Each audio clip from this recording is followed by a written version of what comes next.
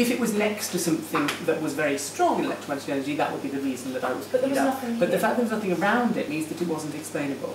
It doesn't mean it's paranormal, it just means that it wasn't explainable. Where did it go to on the counter? Well, it was up to 1 milligauss, which isn't very high. Yeah. And we have to, I think, make clear that that was not a high reading. What was unusual about it was the fact that it was localised. It definitely was localised. So what, I know you, right, say for instance, there's such a thing as ghosts. I have never seen a ghost. I want to see one, because I want to be able to... You need to be relaxed about it. No, I know, but I want to see one, because I want to say, yes, I now believe. I don't know whether to believe, and I'm in right in the middle. Well, that's not true. No, but it's something. We can't prove it. All we can say, what would just happen is this is evidence. Now, electromagnetic energy exists in the atmosphere anyway. So what would have been making that noise? Just it is what that was, it is a fluctuation in the natural electromagnetic field of this room. Some people theorise that ghosts are drawing on the natural magnetic field of a location to manifest, sort of like using the energy, which is why you pick up fluctuations. That's just a theory. But for whatever reason it does occur, that was slightly unusual. How many times have I said to you, the times when ghosts come are when you're relaxed, you're not thinking about it, we're not concentrating, we're having a bit of a laugh, you're just sat here relaxing and one's come to say hello to you, perhaps. I'm not saying that as a fact. Our spiritual medium, Derek Okora, had arrived. He was certainly surprised to find himself in a lighthouse. A blinking lighthouse. Come on.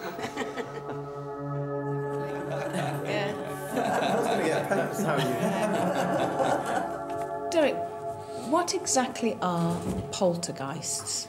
A poltergeist will have to have a strong personality when in the physical body. Strong, I suppose, mind. A determined mind.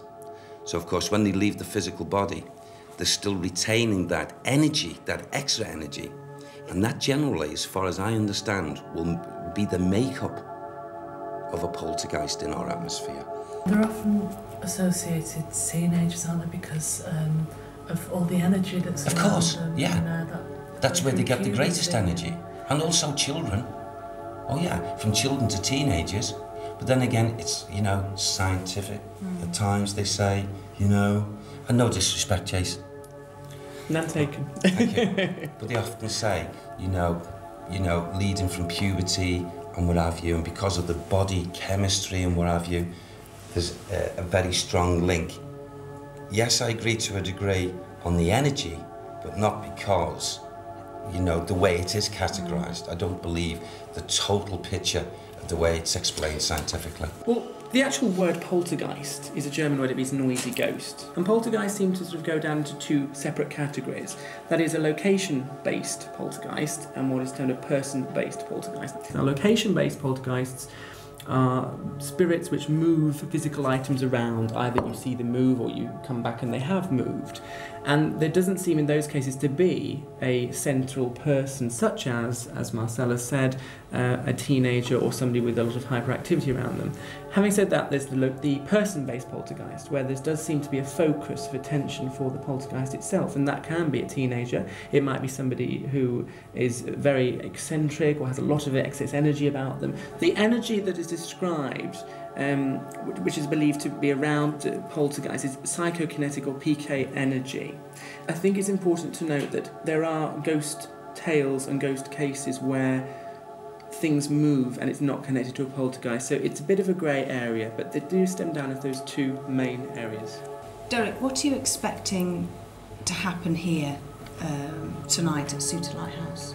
Well, when I first arrived, Yvette, and whilst I was still outside, I was very hopeful in the sense at that time that possibly there's activity here in the main building connected to the lighthouse. However, when I walked in, after 5 or 10 minutes, I started to get little bits, little feedbacks, if you like, of residual. What surprised me more than anything else is that the little bits I was receiving and Sam was trying to prompt me with seemed to be taking me out whilst I was in the building, take me out to the building as if I'm linking towards the sea, the water. And then I said, well, okay, at this point, even to this moment in time, I firmly am convinced And I'm hoping sincerely that maybe that when we do the walk, that the little bit of activity, I'd say it's kindred activity. It's a friendly atmosphere. There's nothing negative and alien to me. If it is, it's hiding from me. In your experience, Jason and Derek, is it likely that there would be a number of spirits? Would they be competing with each other, and would they be from different eras? Different eras, yes, can be, because of the residual energy and the time spent. It's very easy for me to say, here it is, a lighthouse, so automatically there's got to be ships that are going by.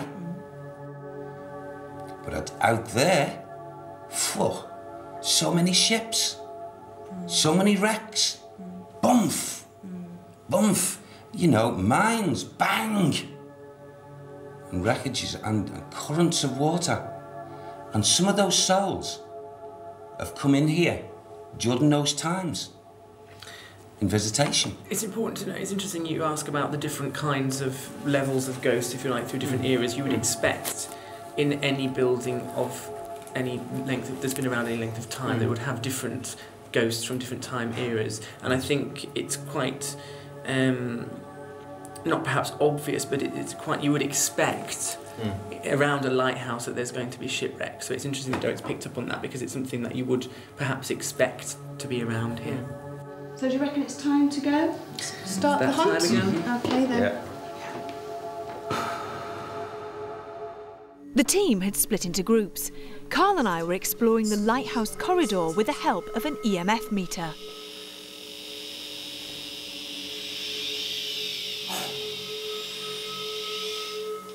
Oh, that's weird. I feel all right. I don't feel... Just go to those electrical things to prove it's not them. It stops completely. Oh, I don't like this. Now this is where we were earlier, with the old phones, and Look, right up to this.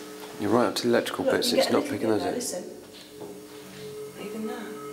Would Derek, our spiritualist medium, have an answer for this strange activity? Okay, now this is the engine room. Yes. Are you picking anything up in here at all? A little bit earlier on, off camera, I did pick up a certain amount of energy. Right. And that energy wasn't coming from either myself, yourself, or anyone else, physically. So I feel as if there's quite a bit of movement that has taken place, even to the present day now, in this area. Most definitely a man's movements. A man's movements. I feel it's, you see, earlier I picked up both a gentleman, a man, and a woman, and I feel this is a collective force. The man connected to the woman. In another area, the woman would walk, but a man coming here. I keep on, you see, that name keeps on coming with me. In fact, two names are coming through in mind. And one most definitely is William, and the other is Thomas. Right. Not connected. Okay. And I want to go with the name. It's, you see, with one of these men, I want to talk about the tobacco and the very, very strong, pungent tobacco that could have been probably, I don't know, rolled or something, but a very strong fragrance from this tobacco. Do you want to try and move on? Yes, I'd like Right, to do that, okay. Debbie, yeah. Yeah, Okay. Derek wanted to revisit an area where earlier he had sensed some spirit activity. Now, as I come into this atmosphere here, although looking at the present decor and what have you, I feel as if, you know, my mind has taken me again, you know, residual thought is if I want to darken this area for some reason, darken. And I feel as if presently, you see, I'm getting a feeling here in this atmosphere of covering, trying to block my view.